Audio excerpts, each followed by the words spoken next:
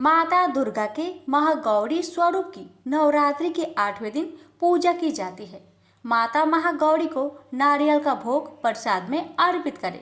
माँ को नारियल का गोला चढ़ाए या फिर नारियल से बनी मिठाई व लड्डू अर्पित करें। नवरात्रि में 8वें दिन महागौरी शक्ति की पूजा की जाती है। नाम से प्रकट है कि इनका रूप पूर्णतः गौर वर्ण है। इनकी उपमा शंख, चंद्र और कुंद के फूल से दी गई है। अष्टवर्षा भवेत गौरी यानी इनकी आयु 8 साल की मानी गई है। इनके सभी आभूषण और वस्त्र सफेद है, इसलिए उन्हें पीतांबर धरा कहा गया है। 4 भुजाएं हैं और वाहन वृषभ है, इसलिए वृषारूढ़ा भी कहा गया है इनको। इनके ऊपर वाला दाहिना हाथ अभय मुद्रा में है तथा नीचे वाला हाथ त्रिशूल धारण किया हुआ है। ऊपर वाले बाएं हाथ में डमरू धारण कर रखा है और नीचे वाले हाथ में वर मुद्रा है। इनकी पूरी मुद्रा बहुत शांत है। पति रूप में शिव को प्राप्त करने के लिए मां गौरी ने कठिन तपस्या की थी। इसी वजह से इनका शरीर काला पड़ गया, लेकिन तपस्या से परेशान होकर भगवान शिव ने इनके शरीर को गंगा के पवित्र जल से धोकर कांतिमयी बना दिया। उनका रूप गौर वर्ण का हो गया, इसलिए ये महागौरी कहलाई। ये अमोघ फलदायिनी है और इनकी पूजा से भक्तों के तमाम कलमश धुल जाते हैं। पूर्व संचित पाप भी नष्ट हो जाते हैं। महागौरी का पूजन अर्चन उपासना आराधना कल्याणकारी है। इनकी कृपा से अलौकिक सिद्धियां भी प्राप्त होती है। प्रेम से बोलिए महागौरी की जय। श्रवण करें आरती। जय महागौरी जगत की माया, जया उमा भवानी जय महामाया। हरिद्वार कनखल के पासा, महागौरी तेरा वहाँ निवासा।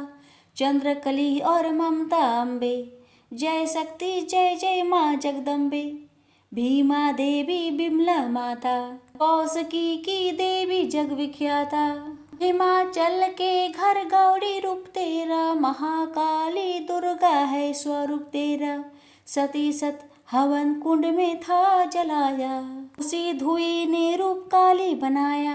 बना धर में सिंह जो सवारी में आया, तो शंकर ने त्रिशूल अपना दिखाया। तभी माँ ने महागौरी नाम पाया, शरण आने वाले का संकट मिटाया। शनिवार को तेरी पूजा जो करता, माँ बिगड़ा हुआ काम उसका सुधरता। भक्त बोलो तो सोच तुम क्या रहे हो, महागौरी माँ तेरे हरदम ही जय हो। प्रेम से बोलिए महागौरी माता की जय। एक बार मृत्युलोक में मानवों द्वारा यज्ञ आदि कर्मों के ना होने से इंद्रदेव चिंतित हो गए। फिर ब्रह्मा देव के आदेश अनुसार उन लोगों ने श्री महालक्ष्मी का आराधना की। श्री महालक्ष्मी ने अपने पुत्र कामदेव को देव कार्य में सहायता करने के लिए भेजा। कामदेव का लोकाधिपति राजा वीरव्रत ने सैनिकों से घोर युद्ध हुआ, जिसमें कामदेव ने सबको भगा दिया। राजा वीरव्रत ने इस आपत्ति के वारांत भगवान शंकर की आराधना की। शंकर से विजय प्राप्ति का वरदान पाकर राजा ने कामदेव से पुनः युद्ध छेड़ दिया। उन्होंने शंकर प्रेरित त्रिशूलात्मक बाण कामदेव पर चलाकर उसे धराशायी कर दिया। लक्ष्मी जी के दूतों ने जब कामदेव का निश्चेष्ट शरीर लक्ष्मी जी के पास पहुंचाया, तब उन्होंने त्रिपुरांबा प्रसाद से अमृत द्वारा उसे पूर्ण जीवित कर दिया। शंकर के प्रभाव से अपने पराजय तथा मृत्यु का वृत्तांत सुनने के साथ ही कामदेव के मन में शंकर के प्रति घोर देश की गांठ पड़ गई। उसने त्रिपुरांबा की आराधना द्वारा बल संचय कर शंकर को हराने की अपने मन में प्रतिज्ञा की। इतने में ही श्री महालक्ष्मी ने त्रिपुरांबा की प्रार्थना की। तदनुसार त्रिपुरांबा द्वारा प्रेषिता गौरी वहां प्रकट हुई। श्री महालक्ष्मी ने कामदेव की पराजय तथा उसकी प्रतिज्ञा आदि का वृत्तांत गौरी को सुनाकर इस आपत्ति के निवारण का उपाय पूछा। गौरी ने लक्ष्मी तथा कामदेव दोनों को समझाते हुए कहा, शंकर जी सर्वश्रेष्ठ है, उनसे स्पर्धा करना उचित नहीं है। उन्हीं की आराधना करके अपना अभिष्ट प्राप्त करना उचित होगा। गौरी की बात सुनकर कामदेव रुष्ट हो गया और उसने शंकर जी को जीतने की अपनी प्रतिज्ञा से टस से मस न होने की बात कही। सुनकर गौरी माता क्रोध हो उठी और उन्होंने कामदेव को श्राप देकर कहा, कामदेव, तुम शिवजी द्वारा दग्ध हो जाओगे। प्रिया पुत्र को गौरी द्वारा श्रापित सुनकर महालक्ष्मी ने भी गौरी को श्राप दे डाला, तुम भी पर निंदा सुनकर दग्ध हो जाओगी।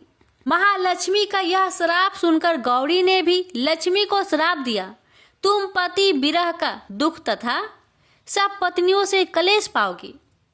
परिमाण स्वरूप लक्ष्मी और गौरी में युद्ध प्रारंभ हो गया। परस्पर के प्रहारों से दोनों मूर्छित होने लगे। किसी तरह ब्रह्मा जी और सरस्वती के बीच बचाव से वह युद्ध शांत हुआ। शिवजी को जीतने की अभिलाषा से कामदेव ने अपनी माता महालक्ष्मी से त्रिपुरांबा के उपदेश ग्रहण कर इंद्राचल की गुफा में बैठ आराधना आरंभ कर दी। कुछ दिन बाद त्रिपुरांबा ने प्रसन्न होकर सपने में कामदेव को अत्यंत गुप्त पंचदर्शी विद्या का उपदेश दिया। कई वर्ष तक कामदेव ने एकाग्र भाव से जगदम्बा की आराधना की। उसकी आराधना से प्रसन्न होकर भगवती ने उसे प्रत्यक्ष दर्शन देकर कहा, कामदेव, आज से तुम अजय हुए। यह कहकर भगवती ने अपने धनुष सरों से धनुष तथा सर उत्पन्न कर कामदेव को सौंप दिए। दक्ष यज्ञ में पति निंदा सुनकर भस्मीभूत सती रूपा गौरी निभो रूप में स्थित हो गई और कुछ समय बाद हिमाचल की कठोर आराधना से प्रसन्न होकर उन्होंने उसकी कन्या बनना स्वीकार कर लिया। कालांतर में पर्वतराज का पुत्री उमा रूप में प्रकट हुई।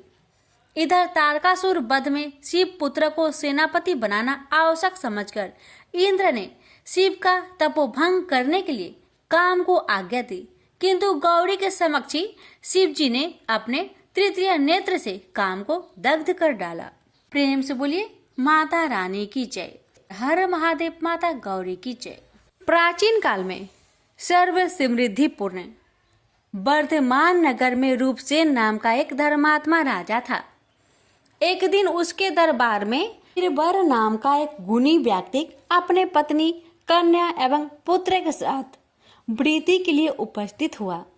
राजा ने उसकी विनयपूर्ण बातें को सुनकर प्रतिदिन 1,000 स्वर्ण मुद्रा का वेतन नियत कर सिंह द्वार के रक्षक के रूप में से नियुक्त कर दिया। दूसरे दिन राजा ने अपने गुप्तचरों से जब पता लगाया तो ज्ञात हुआ कि वह अपना अधिकांश द्रव्य यज्ञ, तीर्थ, शिव विष्णु के मंदिरों में आराधना आदि कार्यों तथा साधु ब्राह्मण एवं अनाथों में वितरित कर अल्प यत्न से अपने परिजनों का पालन करता है। इससे राजा ने प्रसन्न होकर उसकी नियुक्ति को पूर्ण रूप से अस्थायी कर दिया। एक दिन आधी रात में जब मूसलाधार बारिश, बादलों की गरज, विद्युत एवं झंझनाहट से रात्रि की विभीषिका सीमा स्पर्श कर रही थी, शमशान में किसी नारी के करुण क्रदन की ध्वनि राजा के कानों में पड़ी। राजा ने सिंह द्वार पर उपस्थित बीरबल से इस रुदन ध्वनि का पता लगाने के लिए कहा। जब बीरबल तलवार लेकर चला, राजा भी उसके भय की आशंका तथा सहयोगार्थ एक तलवार लेकर गुप्त रूप से उसके पीछे लग गया। बीरबल ने शमशान में पहुंचकर एक स्त्री को वहां रोते देखा और उससे जब इसका कारण पूछा तो उसने कहा, मुझे इस राज्य की लक्ष्मी अथवा राष्ट्र लक्ष्मी समझो। इसी माह के अंत में राजा रूपसेन की मृत्यु हो जाने पर मैं अनाथ होकर कहाँ जाऊंगी, इसलिए रो रही हूँ। बीरबल ने राजा की दीर्घ आयु के लिए जब उससे उपाय पूछा, उसने बताया, तुम अपने पुत्र की चंडिका के सामने बलि देने पर राजा की शतायु होने की बात कही। फिर क्या था, बीरबल उल्टे पांव घर लौटकर पत्नी पुत्र आदि को जगाकर और उसकी सम्मति लेकर उनके साथ चंडिका मंदिर में पहुंचा। राजा भी गुप्त रूप से पीछे पीछे सर्वत्र जाता रहा। बीरबल ने देवी की प्रार्थना कर राजा की आयु बढ़ाने के लिए अपने पुत्र की बलि चढ़ा दी। इसे देखते ही उसकी बहन का दुख से हृदय फूट हो गया। फिर उसकी माता भी चल बसी। बीरबल इन तीनों का दाह संस्कार कर स्वयं भी राजा की आयु की वृद्धि के लिए बलि चढ़ गया। राजा छिपकर यह सब देख रहा था। उसने देवी से प्रार्थना की, अपने जीवन को व्यर्थ बताते हुए, और अपना सिर काटने के लिए उसने जैसे ही तलवार खींची वैसे ही देवी ने प्रकट होकर उसका हाथ पकड़ लिया और वर मांगने के लिए कहा। राजा ने देवी से परिजनों सहित बीरबल को जीवित करने की प्रार्थना की। फलतः देवी ने सबको जीवित कर दिया और राजा चुपके से वहां से चलकर अपनी अट्टालिका में जाकर लेट गया। इधर बीरबल भी चकित होता हुआ तथा देवी की कृपा मानता हुआ अपने पूर्ण जीवित परिवार को घर पर छोड़कर राजा प्रसाद सिंह के द्वार पर खड़ा हो गया।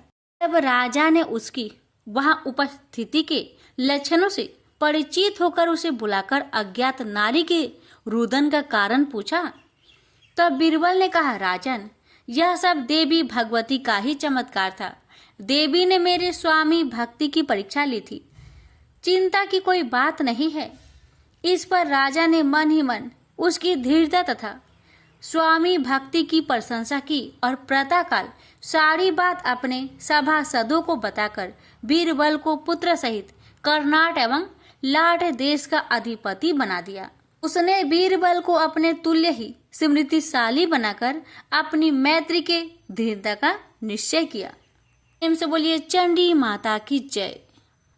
एक समय की बात है। काशी निवासी धनंजय की पत्नी का नाम सुलक्षणा था। उसे अन्य सब सुख प्राप्त थे, केवल निर्धनता ही उसके दुख का एकमात्र कारण थी। यह दुख उसे हर समय सताता रहता था। एक दिन सुलक्षणा पति से बोली, स्वामी, आप कुछ उद्यम करो तो काम चले। इस प्रकार कब तक काम चलेगा? सुलक्षणा की बात धनंजय के मन में बैठ गई और वह उसी दिन विश्वनाथ शंकर जी को प्रसन्न करने के लिए बैठ गया और कहने लगा, हे देवाधिदेव विश्वेश्वर, मुझे पूजा पाठ कुछ नहीं आता है, केवल आपके भरोसे बैठा हूँ। इतनी विनती करके वह 2-3 दिन भूखा प्यासा बैठा रहा। यह देखकर भगवान शंकर ने उसके कान में अन्नपूर्णा अन्नपूर्णा अन्नपूर्णा इस प्रकार 3 बार कहा। यह कौन क्या कह गया? इसी सोच में धनंजय पड़ गया कि मंदिर से आते ब्राह्मणों को देखकर पूछने लगा, पंडित जी, अन्नपूर्णा कौन है? ब्राह्मणों ने कहा, तू अन्न छोड़कर बैठा है, सो तुझे अन्न की बात सूझती है। जा घर जाकर अन्न ग्रहण कर। धनंजय घर गया, स्त्री से सारी बात कही। वह बोली, नाथ, चिंता मत करो, स्वयं शंकर जी ने यह मंत्र दिया है, वे स्वयं ही खुलासा करेंगे। आप फिर जाकर उनकी आराधना करो। धनंजय फिर जैसा कि तैसा पूजा में बैठ गया। रात्रि में शंकर जी ने आज्ञा दी और कहा, तू पूर्व दिशा में चला जा। वहाँ अन्नपूर्णा का नाम जपता जाता और रास्ते में फल खाता, झरनों का पानी पीता जाता। इस प्रकार कितने ही दिनों तक चलता गया। वहाँ उसे चांदी सी चमकती वन की शोभा देखने में आई। सुंदर सरोवर देखने में या उनके किनारे कितनी ही अप्सराएं झुंड बनाए बैठी थी। एक कथा सुनाती और सब मिलकर माँ अन्नपूर्णा इस प्रकार बार बार कहती थी। यह अगहन मास की उजेली रात्रि थी और आज से ही व्रत का प्रारंभ था। जिस शब्द की खोज करने वह निकला था वह उसे वहाँ सुनने को मिला। धनंजय ने उसके पास जाकर पूछा, हे देवियों, आप यहाँ क्या करती हो? उन सब ने कहा, हम माँ अन्नपूर्णा का व्रत करती हैं। धनंजय ने पूछा, व्रत पूजा करने से क्या होता है?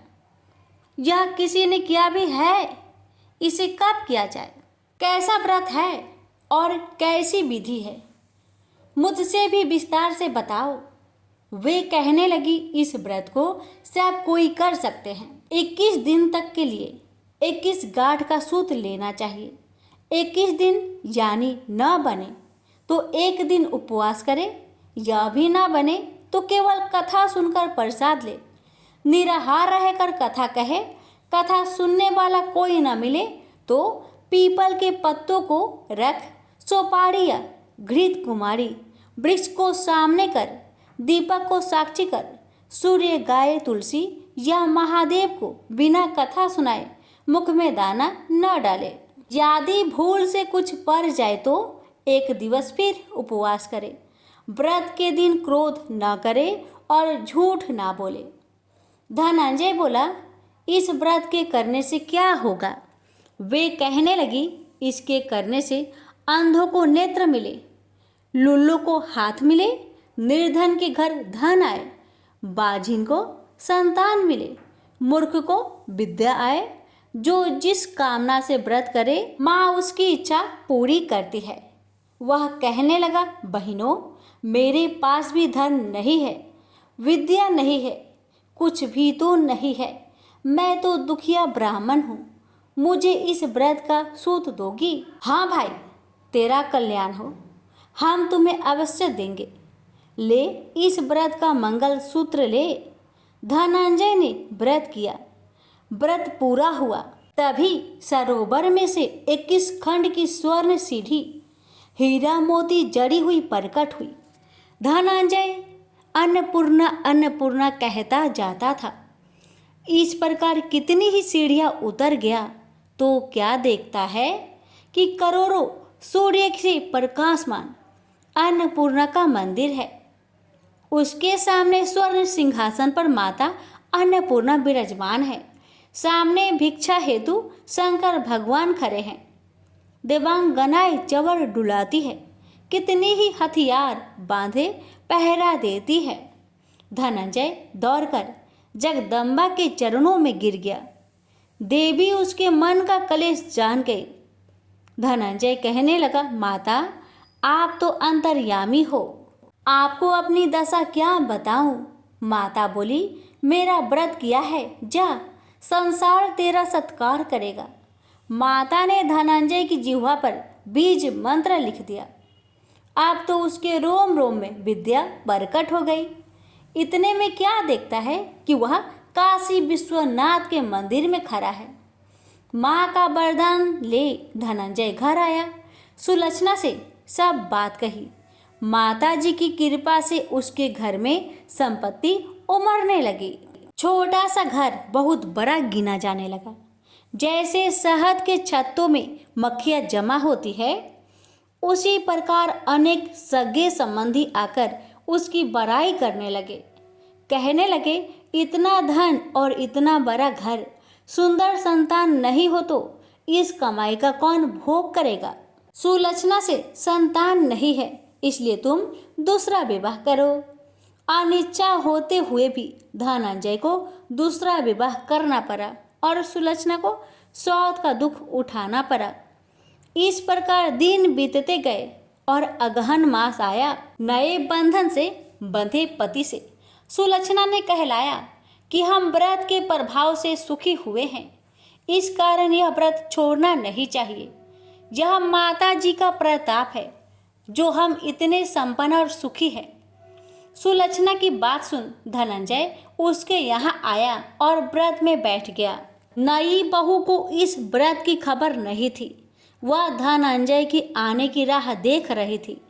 दिन बीतते गए और व्रत पूर्ण होने में 3 दिवस बाकी थे कि नई बहू को खबर पड़ी। उसके मन में ईर्ष्या की ज्वाला दहकने लगी थी।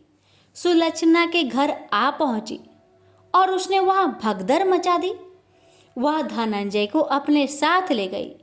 नए घर में धनंजय को थोड़ी देर के लिए निंद्रा ने आ दबाया। इसी समय नई बहू ने उसका व्रत का सूत तोड़कर आग में फेंक दिया। अब तो माता जी का कोप जाग गया। घर में अकस्मात आग लग गई, सब कुछ जलकर खाक हो गया। सुलक्षणा जान गई और पति को फिर अपने घर ले आई। नई बहू रूठकर माता पिता के घर जा बैठी। पति को परमेश्वर मानने वाली सुलक्षणा बोली, नाथ घबराना नहीं, माता जी की कृपा अलौकिक है। पुत्र कुपुत्र हो जाता है, पर माता कुमाता नहीं होती। अब आप श्रद्धा और भक्ति से आराधना शुरू करो, वे जरूर हमारा कल्याण करेगी।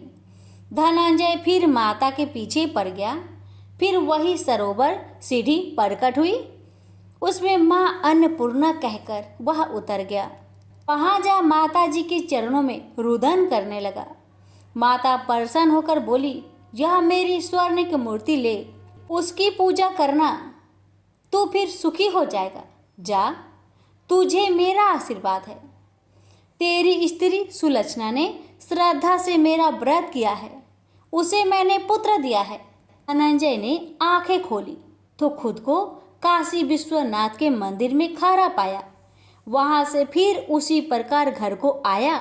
इधर सुलक्षणा के दिन चढ़े और महीने पूरे होते ही पुत्र का जन्म हुआ। गांव में आश्चर्य की लहर दौड़ गई। इस प्रकार उसी गांव के निसंतान सेठ के पुत्र होने पर उसने माता अन्नपूर्णा का मंदिर बनवा दिया। उसमें माता जी धूमधाम से पधारी, यज्ञ किया और धनंजय को मंदिर के आचार्य का पद दे दिया।